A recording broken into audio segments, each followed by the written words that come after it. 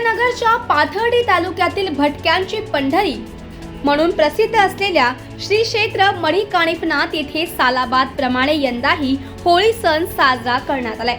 मढी येथे 15 दिवस अगोदरच होळी सण साजरा केला जातोय, तर स्थानिक बोली भाषेत याला भट्टीचा सण असं म्हणतात। तर ही शेकडो वर्षांची परंपरा असून हुताशनी पौर्णिमेच्या होळीचा मान हा गोपाळ समाजाला दिला जातोय। मढी येथे फाल्गुन शुक्ल पौर्णिमा ते गुढीपाडव्यापर्यंत भव्य यात्रोत्सव असतो। मढी ग्रामस्थ होळीच्या सणानिमित्त घरोघरी पुरणपोळीचा स्वयंपाक करतात। गावकऱ्यांनी घरी थापलेल्या गौऱ्या सायंकाळी वाजत गाजत कानिफनाथ गडावर आणल्या जातात। यावर्षी मढीतील महिलांनी सुमारे 9000 गौऱ्यांची उंचाकी होळी तयार केली होती। रात्री नाथांच्या शेजारतीनंतर देवत्रस्ते पुजारी, विश्वस्त उपविभागीय अधिकारी प्रसाद मते, तहसीलदार डॉक्टर उद्धव नाईक आणि ग्रामस्थांच्या उपस्थितीत भव्य होळी पेटवण्यात येते। नाथांचा जयजयकार करत सर्वजण त्या होळीला प्रदक्षिणा घालतात। मोठ्या संख्येने भाविक या होळीत सहभागी होतात।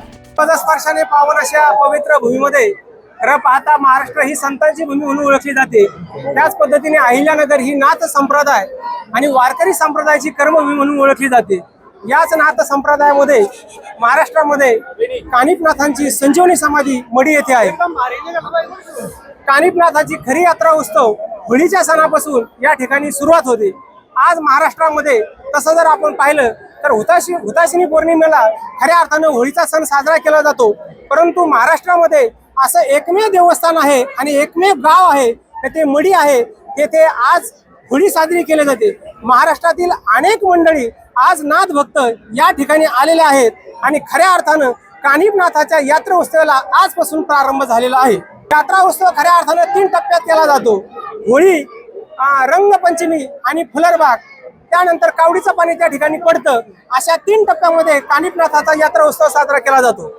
यात्रा उत्सव हा अमावस्येच्या दुसऱ्या दिवसापासून तर पुढच्या अमावस्येला कावडीपर्यंत पाणी पडल्याच्या नंतर हा 1 महिन्याचा उत्सव चालला जातो। कानिफनाथांचे भक्त हे मुख्य भटके आणि विमुक्त जमातीतील लोक होते। कानिफनाथांनी खूप देश भ्रमण करून सगळ्या लोकांना आपलंसं केलं होतं आणि कानिफनाथांनी इथं समाधी घेतली। त्यानंतर कानिफनाथांच्या भेटीसाठी ते जेवढे त्यांचे भक्त होते ते सगळे लोक इथे येतात आणि त्यामुळे मग या गावाला भटक्यांची पंढरी असं संबोधलं जातं। आणि संपूर्ण भारतामध्ये 15 दिवस अगोदर होळी फक्त मढीमध्ये साजरी केली जाते। नंतर आम्ही होळीचा सण साजरा करत नाही। नंतर बाहेरचे लोक येऊन, म्हणजे गोपाळ समाजाला तो मान आहे, ते लोक येऊन इथं होळी पेटवतात, परंतु गावकरी त्यांना तो मान देतात। त्यामध्ये कुठलेही गावकरी सामील नसतात। आम्ही कुठलाही होळीचा सण साजरा करत नाही, रंग खेळत नाही, काहीच करत नाही। होळीचा सण हा